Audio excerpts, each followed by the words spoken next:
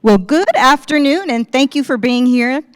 I am so excited to be here at the Food 2.0 and Health 2.0 conference. Are you all excited to be here? Oh, thank you. Well, good. My name is Nikole Vaughn, and today we're just going to have a conversation about this intersection of technology and consumers. So we are going to talk about how our consumers now have technical expectations, and we've got to lean into these expectations if we want to survive. Right now, as you know, customers can transfer money in less than a minute, right? Transfer money. They can take free calls and receive free calls anywhere in the entire world using an app. And I can do this. I know you can too. With a little small device, you can track and find anyone, anywhere, anytime. With 2 taps on a device and 1 swipe up, we can buy and sell stock and get cryptocurrencies. And guess what? The best thing yet, I can jump into the metaverse and join a costume contest and win some NFTs, and then I can also get married in the virtual world. This is real. This isn't the future. This is all stuff that we can do right now, today. So do you require your customers to hunt and find you to get access to your goods and services? Do you think that you got a website and an app so you're all good? And this is the IT solution for your customer base? Are you expecting us to go back to business from 2019? Do you want me to drive to come find you to get access to your goods and your services? Do you expect me to come drive to come find you to talk to you and interact? These are just some questions to ask ourselves as we're pondering our next steps and our strategies for how we want to increase our revenue in our businesses. So I'm here today to have this conversation to help us reimagine what tomorrow, literally tomorrow, can be for all of us. For those of you in the food and beverage industry and in the healthcare industry. So we're going to do a shift. Everyone say mind shift. Mind shift. We're going to look at some of our future customers live. Now, it's video, but we're going to look at some of these future customers right now.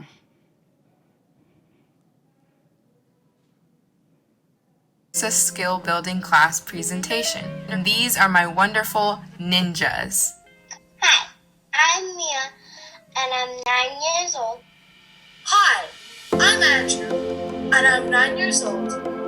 This is an Alexa. It's what we will be coding. An Alexa is technology that helps you to learn. So, examples are, she can tell you where you can get food, she can help you learn math problems, and she can tell you where you can buy school supplies or supplies. So, in short, an Alexa skill is something you tell the Alexa to do with an utterance. To start Alexa, you need a wake word or trigger word. Alexa's wake word is Alexa, Echo, or Amazon.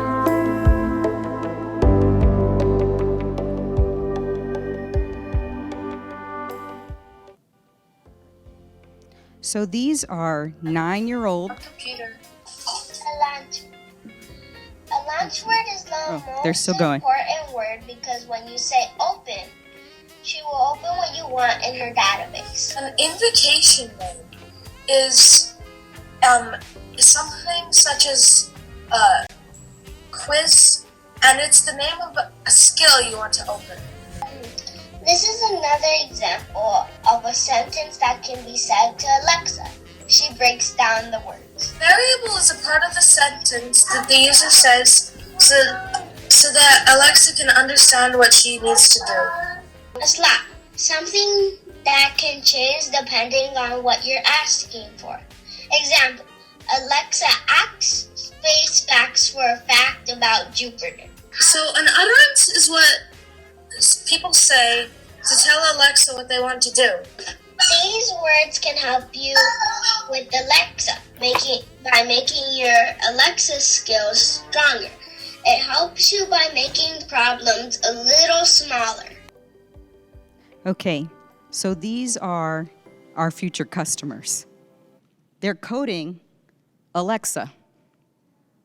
How are we going to engage with them such that they want access to what we have to offer? They're 9 years old, and their mentor is 15. And they refer to Alexa as she, as if it's a person. This is another one of our future customers. My name is Jordan Scott, and today I'll be showing you the PC that I built and build your own PC class. So this is my PC. It is now hooked up to my monitor after I had installed the Windows so like I can open different tabs and stuff.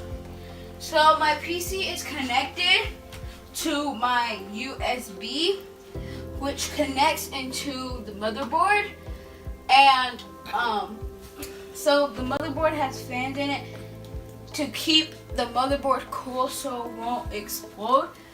And here I have my SSD in here, and when you go, you see all these cords here. You have to plug the cords into like the different little slots things. So that was Jordan, 9 years old, in her bedroom in South Carolina, building a computer. What are we going to do in our strategies in the food and beverage industry and in the healthcare industry to excite Jordan about interacting with us, about wanting our product and our service? She's doing that on Saturday morning for fun, right? These are our future customers.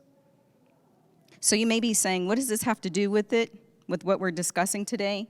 I want us to really understand where we're headed as an industry and who we will need to be able to serve.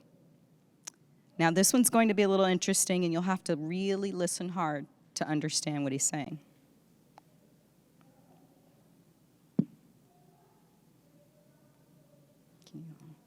It's I'm be seen with my dad. We started by installing the motherboard. Next, we built the processor, connected all cable, install the power supply, install the alternating system. We are now ready. I'll be busy. Thank you. Okay, so this kid clearly has a speech impediment, right? But in his free time, he's building computers. So if I'm in the healthcare industry and I want him to come to speech therapy, do you think he wants to just sit in a regular session after he spent his Saturdays building computers? This is the last one. This is Ganeth. He's 8 years old. Today I am going to present my project on topic measurement of code execution time using simple Hello World program. Who am I? I am Ganit Gattu. I am 8 years old. I am 3rd grade.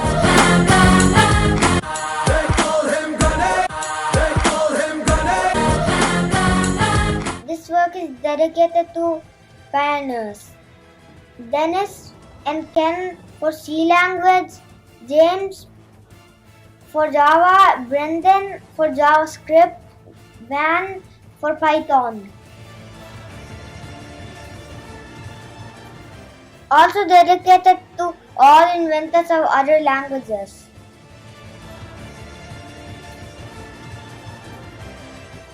Along jobs and woes for giving coolest Apple computers to work with it. First I executed in Java and it took 0.08 seconds.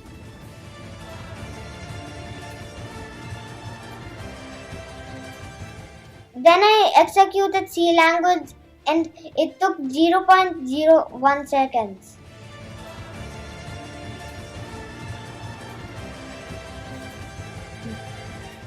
Then I executed Python 3 and it took 0.02 seconds.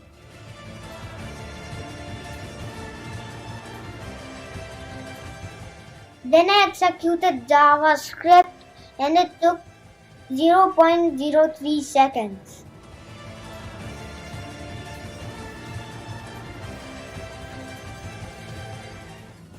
As you can see in this chart,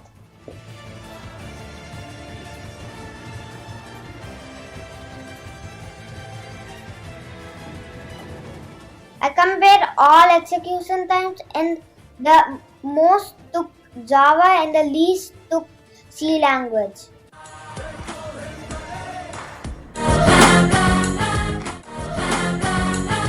Hope you all. So those are our future customers. So I just wanted to set the stage about the future we're headed into, really regardless of industry. So now it's time to reimagine. Top IT trends here from McKinsey & Company. But the first two are really important for all of us. 50% of today's work activities could be automated by 2025. That's in less than 4 years, right? And 80% of our global population could be reached by 5G. That means 80% of all population in the entire world could be connected to one another. So again, as we're sitting at the tables, strategizing about the future of our industry, we need to reimagine. So there are 4 areas that I think are the most important to consider. The first is the metaverse. Yes, I said it. The metaverse. Do something and don't wait. I hope that we all understand that whether we agree or disagree, the metaverse is here.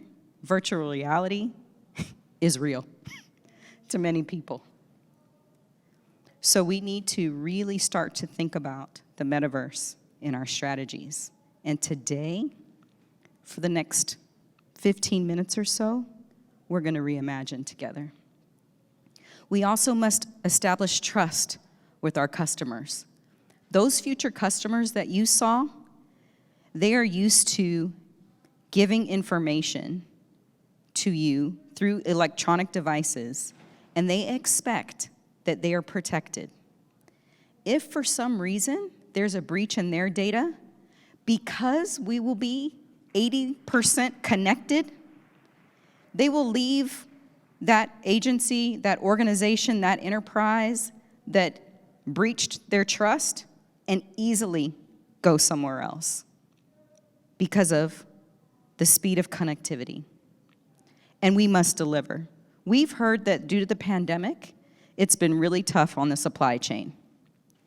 But because of the connectedness of our world, if we don't deliver, those customers that we saw, they will just move to someone else. So again, we must reimagine. And we must think distributed enterprise. So I was a strategic planner for a while, and it's just a part of my makeup. So I always think from the perspective of planning. So when you start to plan your strategy for the future of your organization, think virtual first. Think remote first. Think in person third.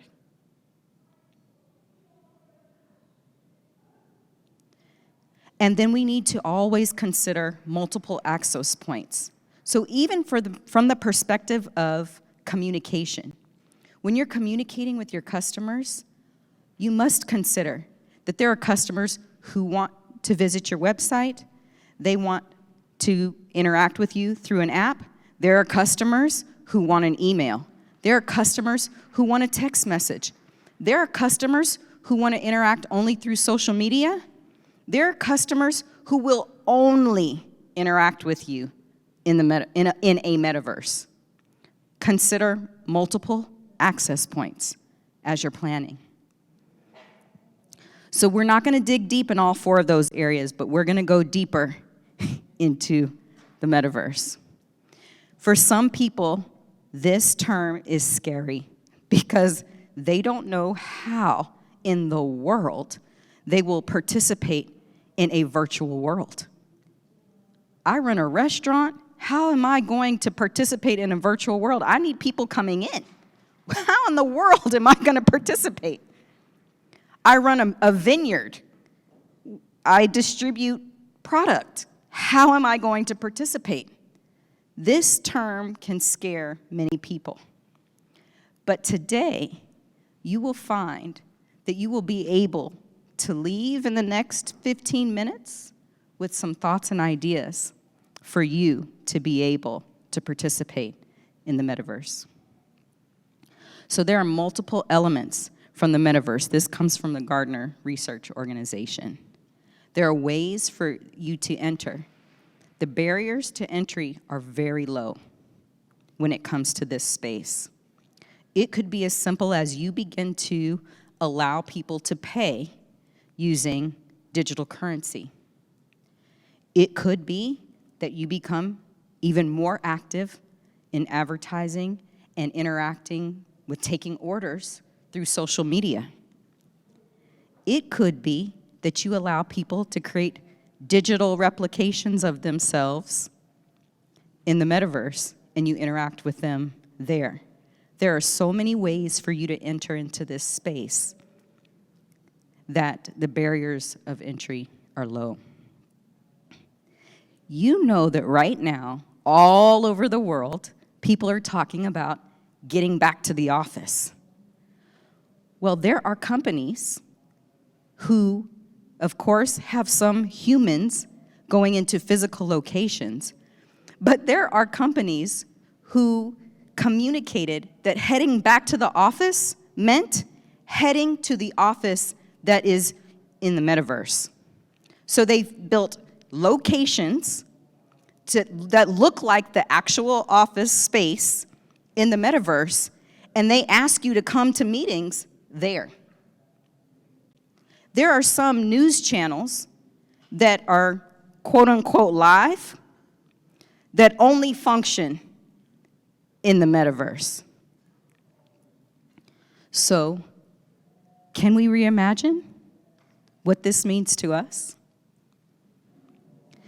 So we're at the Healthcare 2.0 and the Food 2.0 conference.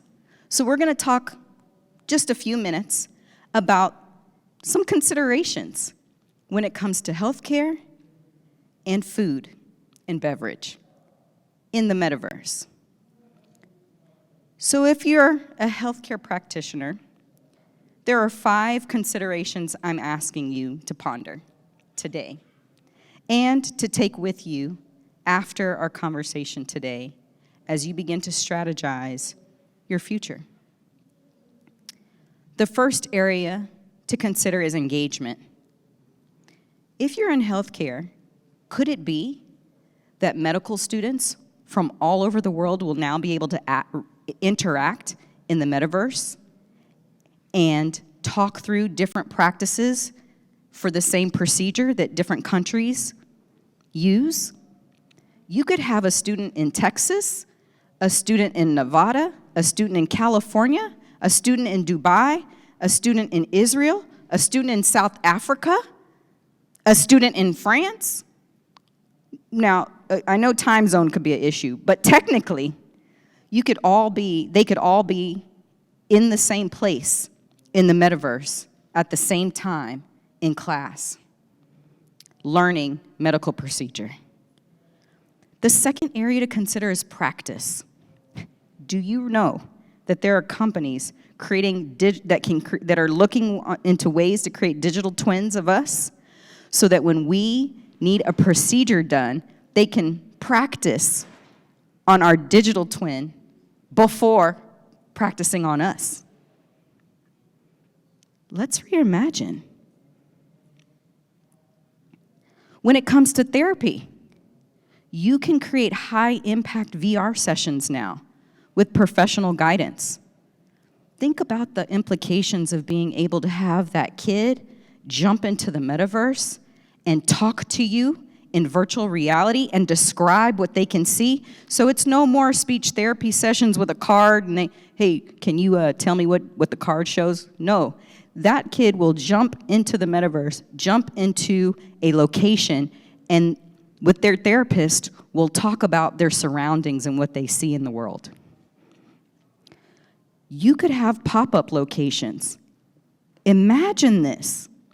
So you have created a little pop-up location in the metaverse, right? It's all virtual, but it looks like your actual office.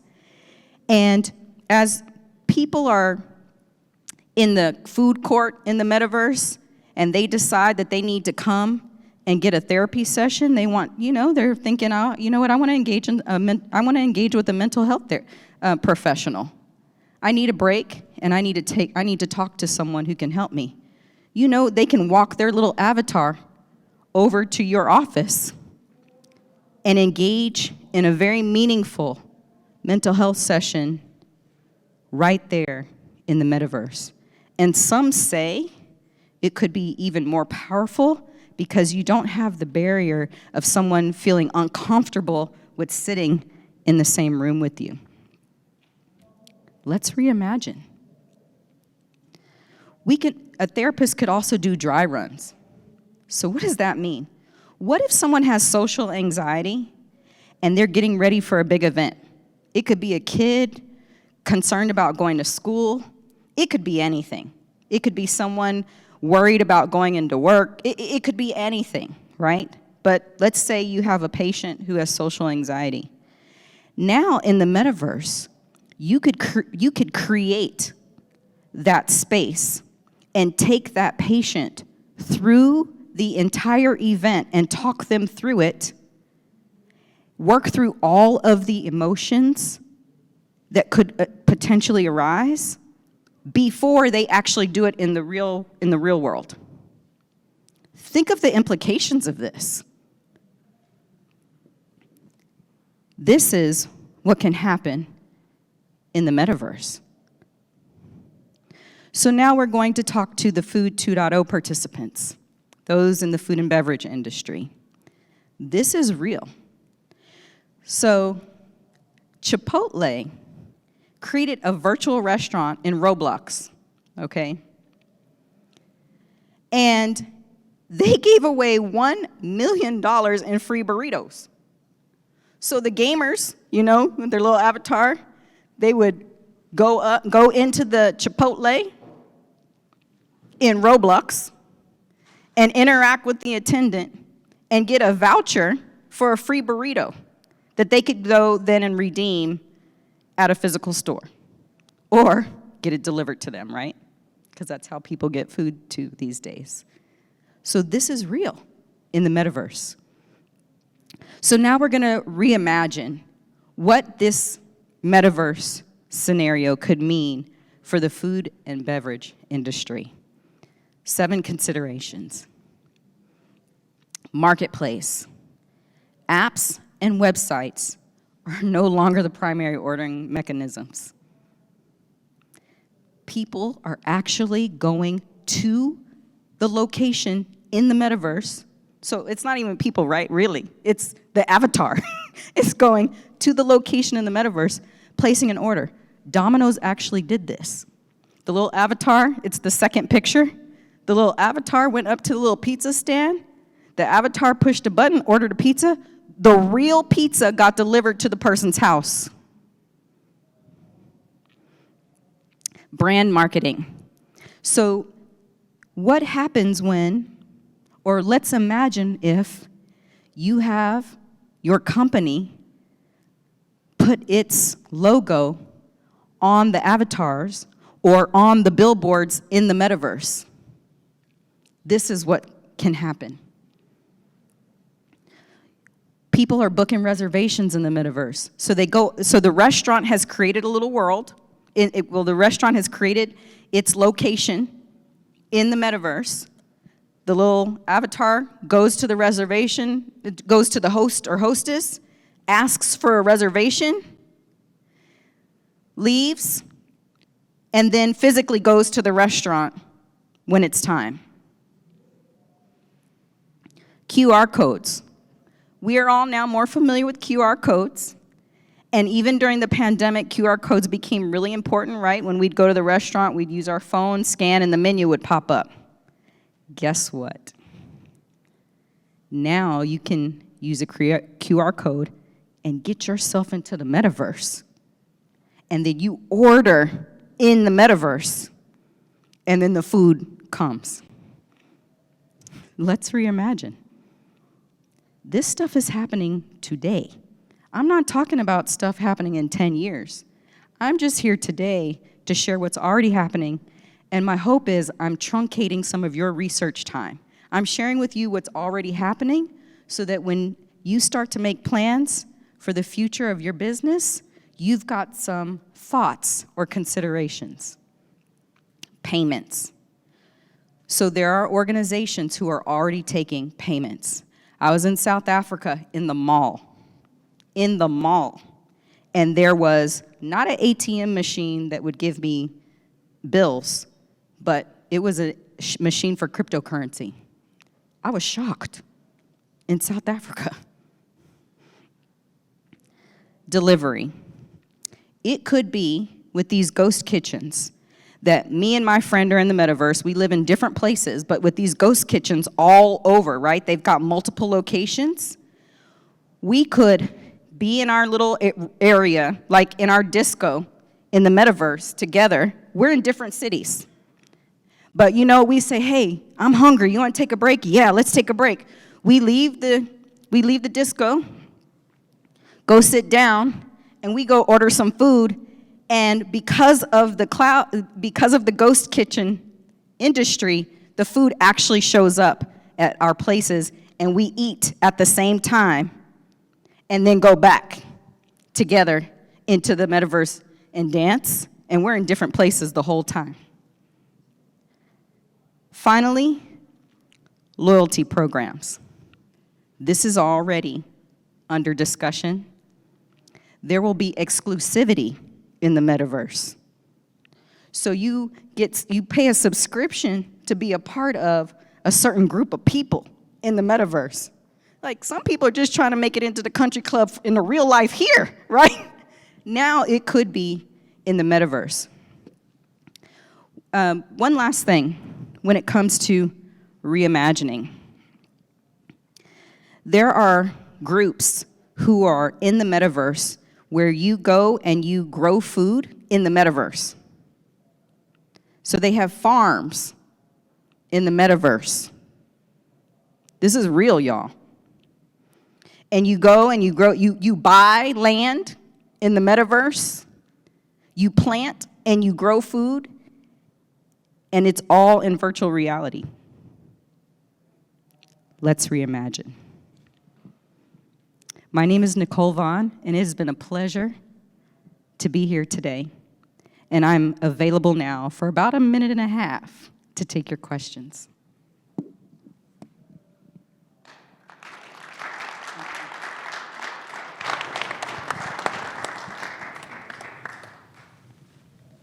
Any questions? Yes, sir. How do I get my logo in the metaverse? If you want, you can contact me or scan my QR code. I'll leave it up for just a minute and we can talk about it. Yeah. Perfect.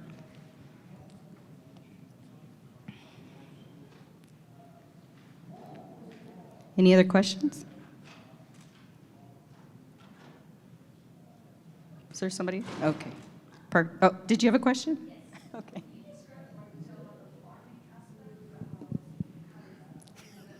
It's like, doesn't make sense right now. So her question is, wait, how are they farming? And like, how does this even work? If you connect with me, I'll send you the link so that you can actually see the description. But it's the whole food chain process that they're managing in the metaverse. So basically, your person there in the metaverse goes, and you have to have the currency to be able to do so. So it's a whole nother conversation. But you use your currency to buy land, and then you use your currency to buy seeds, and then you watch it grow, and then once you have product or produce, then you can buy and sell that produce, because characters need to eat too.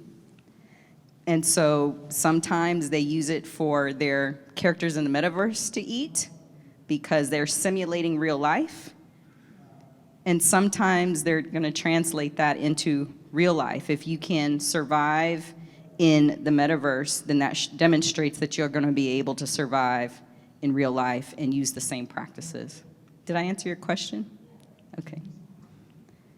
Okay. All right. Well, thank you for your time.